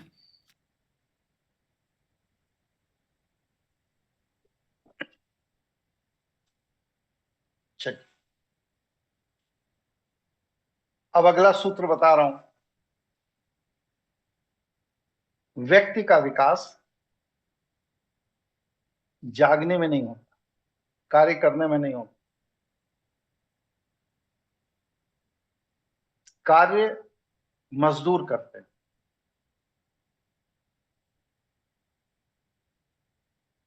जो शारीरिक या मानसिक मजदूर होते हैं वो कार्य करते हैं। सुबह 8 बजे से लैपटॉप खोल के बैठ जाएंगे, क्या है? बौद्धिक मजदूर है। शाम 5 बजे तक बैठे रहेंगे। लेकिन प्रश्न यह है कि उनको सवेरे 8 बजे लैपटॉप खोलकर बैठने के लिए जो इंस्ट्रक्शन दे रहा है, जो बाध्य कर रहा है, वो क्या कर रहा है? वो काम नहीं करता। मुकेश अंबानी 2 बजे दिन में ऑफिस पहुंचते हैं, जबकि उसी बिल्डिंग में ऊपर रहते हैं, कहीं लंदन से नहीं आना उन्हें। लेकिन उतर के ही वो 2 बजे दिन में नीचे आते हैं, और फिर उसके बाद मीटिंग ये वो सब अपना करते कराते 7 साढ़े 7 बजे फिर ऊपर चढ़ जाते हैं। 5-6 घंटे काम करते हैं बस। क्यों? क्योंकि जो काम कर रहा है वह या तो शारीरिक मजदूर है या बौद्धिक मजदूर है। और मजदूर का विकास नहीं होता, उसे मजदूरी मिलती है। किसी को कम मिलती है, किसी को थोड़ी ज्यादा मिल जाती है। फिर विकास किसका होता है? जो चिंतन करता है, प्लानर, प्लानिंग करने वाला, योजनाबद्ध कार्य करने वाला।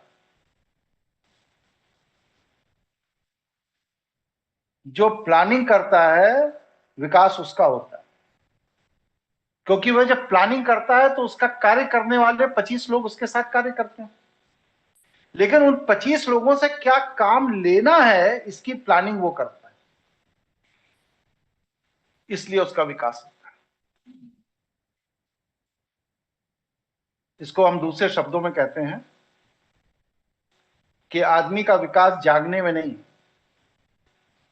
सोते समय चिंतन करने से होता है। जो विकसित होते हैं वो सोते नहीं हैं, सोते समय भी वह अपने सब कॉन्शियस ब्रेन में अपने लक्ष्य को रखकर सो जाते हैं, हमें ये लक्ष्य प्राप्त करना है। और ब्रह्मांड, इस ब्रह्मांड और ब्रह्मांड अलग अलग है। ब्रह्मांड उस ब्रह्मांड को बताता है कि सब कॉन्शियस ब्रेन में ये लक्ष्य निर्धारित किया गया है। वह ब्रह्मांडीय ऊर्जा आपके योग्य लोगों के मस्तिष्क में वह ऊर्जा पैदा कर देती है जो आपका काम करने लगता है।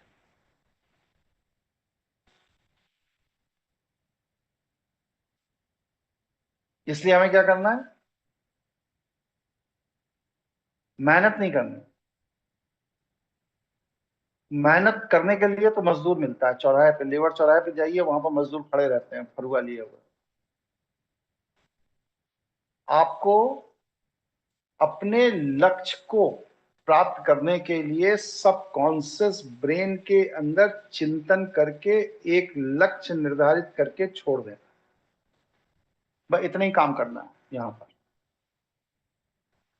और यहां जब आप लक्ष्य निर्धारित करके छोड़ देंगे तो प्रकृति आपको उसी तरह के लोगों से जोड़ना शुरू कर देगी, वैसे ही लोग आपको मिलने शुरू हो जाएंगे और वो लोग आपके काम करके आपका रिजल्ट आपको दे देंगे जो आपने सोचा है। और ऐसे एक दो नहीं, 100 से ज्यादा उदाहरण मेरे अपने निजी जीवन के हैं, बाकी दूसरों के जीवन में भी बहुत सारे उदाहरण मिल जाएंगे। अब्दुल कलाम साहब इतने बड़े विद्वान हुए, वैज्ञानिक हुए, राष्ट्रपति हुए, सब हुए। उन्होंने ये नहीं लिखा कि मजदूरी करोगे तो विकास होगा ना, या मजदूरी करोगे तो सपने पूरे होंगे, नहीं। उन्होंने ये लिखा कि जब आपको आपका स्वप्न सोने ना दे तब आप विकसित हो।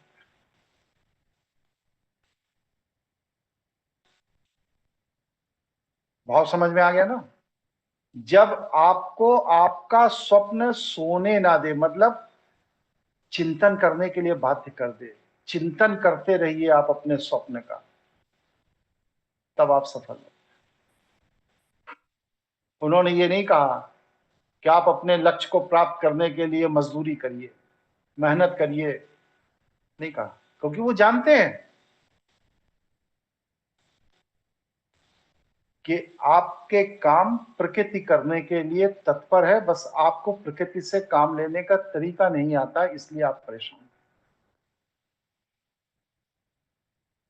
हम लोगों को गलत एजुकेशन दिया गया है। मेहनत करोगे आगे बढ़ोगे। न जाने कितने मेहनत करने वाले हैं अपने 2 वक्त की रोटी नहीं खा पा रहे हैं।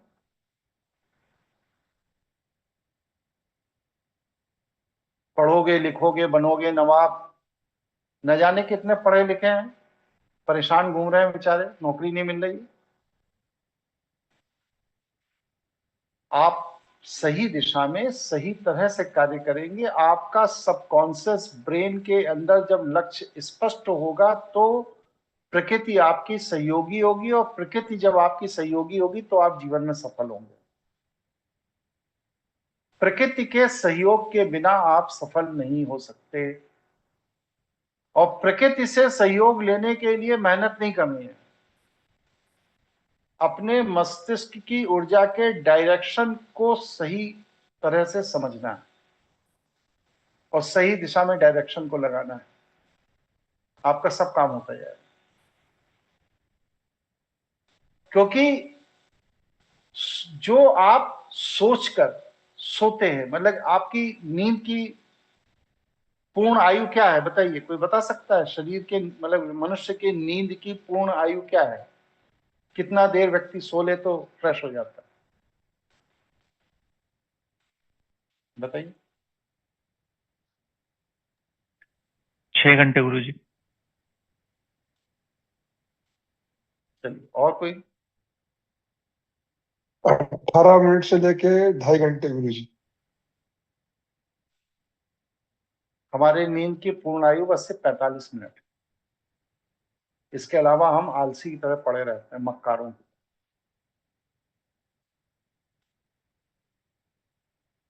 और वह जो 45 मिनट है, उस 45 मिनट में आपके सबकॉन्शियस में जो लक्ष्य होता है, प्रकृति उसी 45 मिनट के अंदर उसके परिणाम दे देती है। जितने भी बड़े लोग हुए, जितने भी, चाहे वो वैज्ञानिक हुए हों, चाहे दार्शनिक हुए हों, चाहे विचारक हुए हों, चाहे राजनीतिज्ञ हुए हों, चाहे इंडस्ट्रियलिस्ट हुए हों, बहुत कम देर सोते हैं। 2.5 घंटे, 3 घंटे, बहुत हद कोई 3.5 घंटे, 4 घंटे, 7।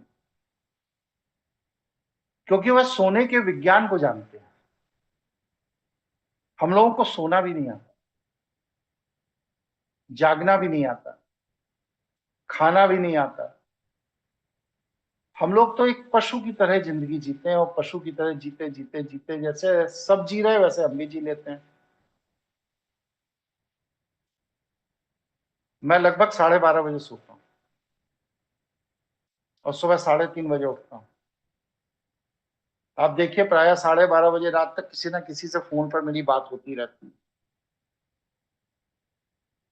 और सुबह 3:30 बजे अगर कोई व्हाट्सएप या कोई मैसेज आ गया, और अगर मैं साधना में नहीं हूँ, जैसे आजकल तो खैर साधना में लगा हुआ हूँ, अगर मैं साधना में नहीं हूँ तो मैं 3:30 बजे तुरंत उसकी बात का जवाब देता हूँ।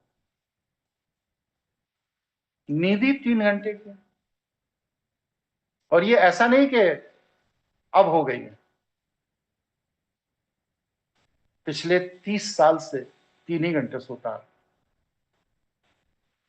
सोते ही 3 घंटे। तो ये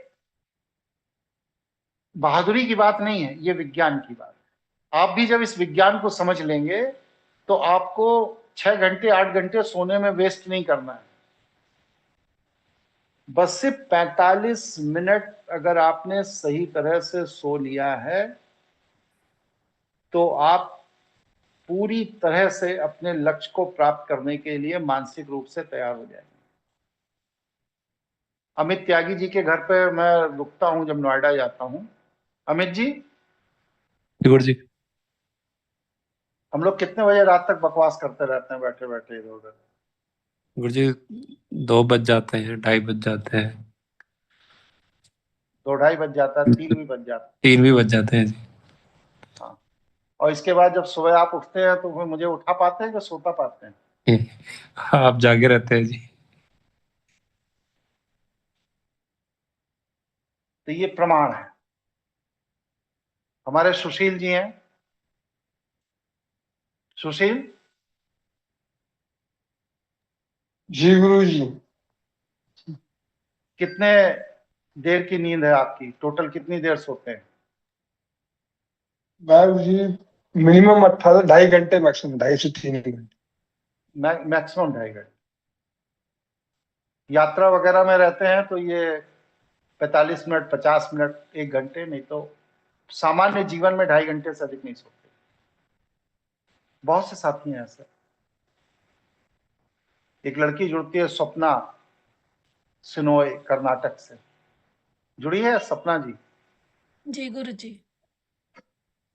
पहले तुम कितनी देर सोती थी जब हमारी साथ नहीं जुड़ी थी, साधना नहीं कर रही थी? 6 घंटे तो सोती थी। 6-7 घंटे सोती थी। अब जब से साधना वगैरह में प्रवेश कर गई हो, तब से अब कितनी देर नींद आती है तुम्हें? 3-4 घंटे में नींद पूरी हो जाती है गुरुजी। 3 घंटे 4 घंटे में, और जबकि इनको बहुत समय नहीं हुआ है, बस सिर्फ साल भर हुआ है। धीरे धीरे ये साधना के स्तर को और बढ़ेगा, इनकी भी 2.5-3 घंटे की नींद हो जाएगी। एक साधक की नींद 3 घंटे से अधिक नहीं होनी चाहिए। अगर आपको 3 घंटे से अधिक लग रहा है अपनी ऊर्जा, अपने शरीर को डिटॉक्स करने में, अपनी ऊर्जा को रीगेन करने में, तो इसका मतलब यह है कि आपके साधना का तरीका सही है। ठीक है, तो हम जो सोचते हैं और 45 मिनट जब सोते हैं, तो उस 45 मिनट में हमारा सबकॉन्शियस ब्रेन ब्रह्मांड के माध्यम से, ब्रह्मांड से संपर्क करके आपकी समस्या का समाधान कर दे। इससे ज्यादा जरूरत नहीं है।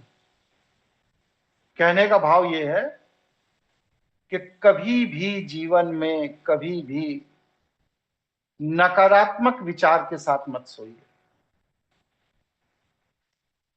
अगर आप नकारात्मक विचार के साथ सो रहे हैं तो आपका ब्रह्मांड से संपर्क करके आपके जीवन में नकारात्मक घटनाओं को भर देगा। इसलिए हमेशा लक्ष्य निर्धारित कीजिए सकारात्मक, और सकारात्मक विचार के साथ ही सोना चाहिए, अन्यथा आपका जीवन कष्टमय रहेगा ही। यही प्रकृति की व्यवस्था है। स्पष्ट हुआ? जी गुरुजी। जी गुरुजी। ठीक है, अब स्थिति यहां तक मैंने साफ कर दी है। 1.5 घंटे हुए हैं। प्रश्नोत्तर किसी का कोई हो, कोई प्रश्न सेशन चलाना हो, कुछ करना हो तो बताइए, और नहीं हो तो फिर आगे बढ़ा जाए। कोई जिज्ञासा नहीं किसी को? गुरुजी मेरा एक प्रश्न था। मैंने मतलब अक्सर ये देखा है कि जो नकारात्मक विचार होते हैं वो जल्दी परिणाम बन के सामने आते हैं, और सकारात्मक विचार जो होते हैं उनका परिणाम मतलब थोड़ा लेट आता है। तो ऐसा क्यों होता है गुरुजी कि नकारात्मक जल्दी सामने प्रकट हो जाता है? क्योंकि हमारे मस्तिष्क को नकारात्मक ऊर्जा को संग्रहित करने के लिए बचपन से अभ्यस्त किया गया। ये देखो किसका नोटिफिकेशन आया, पढ़ो इधर। क्या नाम है उसका? ठीक है, विषय जी जी गुरुजी, समझ में आई बात नहीं? समझ आई गुरुजी। हाँ, किसी और ने हाथ उठाया था, बताइए कौन है? प्रणाम गुरुजी, प्राण स्पर्श। बताइए। गुरुजी, ये निद्रा पे विजय पाने का कुछ हम लोगों को भी तरीका बताएं कि ये कैसे। आहार विज्ञान से जुड़ा हुआ विषय है। जी इसके लिए एक अलग से सेशन पूरा लेना पड़ेगा, 1-1.5 घंटे का विषय है। जी गुरुजी। और अभी इस समय इतना समय नहीं है अपने पास। जी अगर आप लोगों की इच्छा होगी तो आहार विज्ञान पे एक पूरा सेशन ले लेंगे। ठीक है, धन्यवाद। और कोई साथी कुछ पूछना चाहते हैं?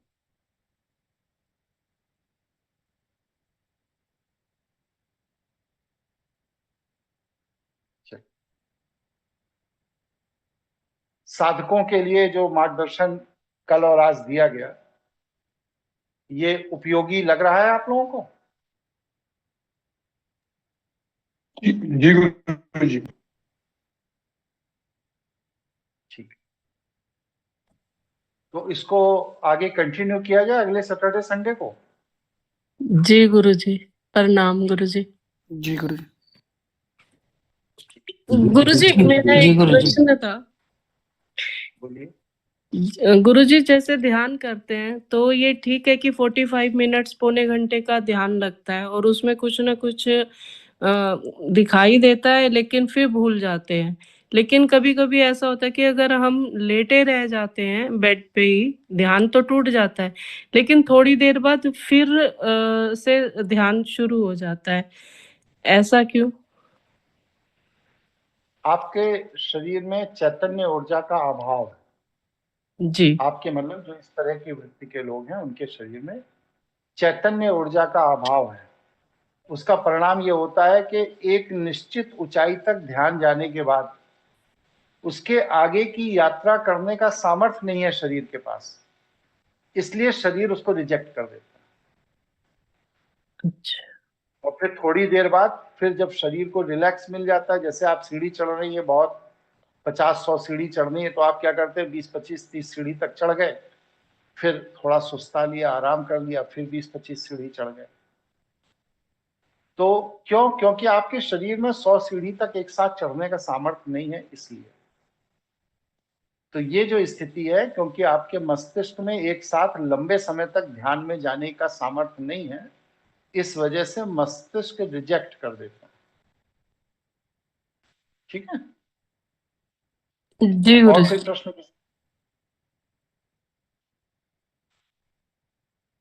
और कोई प्रश्न किसी का? आज रेणु जी नहीं जुड़ी है क्या? रेणु जी?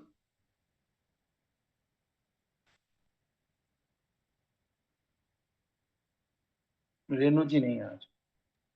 नहीं जुड़ी। नहीं है गुरुजी, नहीं। कोई बात नहीं। काफी मेहनत कर रही है बेचारी, उन्होंने कई नए लोगों को जोड़ा है और काफी परिश्रम कर रही हैं वो लोगों को जोड़ने के लिए। मैंने कहा उनको धन्यवाद ही दे दूं। ठीक है, तो आज के क्लास को यही पूरा करते हैं। आज के क्लास की वीडियो रिकॉर्डिंग चाहिए, उपयोगी है, भेजूं आप लोगों को? गुरुजी सुशील बोल रहा हूँ। मैं एक क्लास से हटके थोड़ा सा डिस्कशन चाहता हूँ जो सनातन परिवार है उसके साथ में, जो कि अभी चल रहा है, जैसे अरावली की जो श्रृंखला है जो पहाड़ों की, उसको लेकर आपका मार्गदर्शन हम जैसे लोगों के लिए क्या हो सकता है, क्योंकि ना तो हमारे पास इतना बड़ा समूह कि हम जन आंदोलन कर सकते हैं, या क्या ऐसा कर सकते हैं कि जिससे कि हमारा सहयोग उसमें हो सके। गुरु ईश्वर की अदालत में अपनी अर्जी को लगाइए, उससे बड़ी अदालत कोई नहीं। जी। ईमानदारी के साथ अपनी अर्जी को ईश्वर की अदालत में लगाइए, और जब ईश्वर अपने पे उतर आएगा ना, तो जितने ये राजनीतिक हथकंडे लगा रहे हैं अरावली को खत्म करने के लिए, ये सब ध्वस्त हो जाएंगे।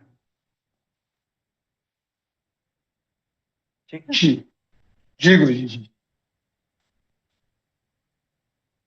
ठीक, क्लास आज का यहीं पूर्ण करते हैं, और हम लोग अगले सेशन में, अगर आप लोग आहार विज्ञान को समझना चाहते हैं तो मैं अगले सेशन में उसको समझाऊंगा। किसी जी के गुरु मन जी। में कोई प्रश्न? क्लास गुरु जी, आहार और निद्रा दोनों विज्ञान को लीजिएगा। ठीक है, जी गुरु जी। नमस्कार। प्रणाम गुरु जी। प्रणाम गुरु जी। खुश रहिए भैया, सब लोग प्रसन्न रहिए। 100 प्रणाम गुरु जी।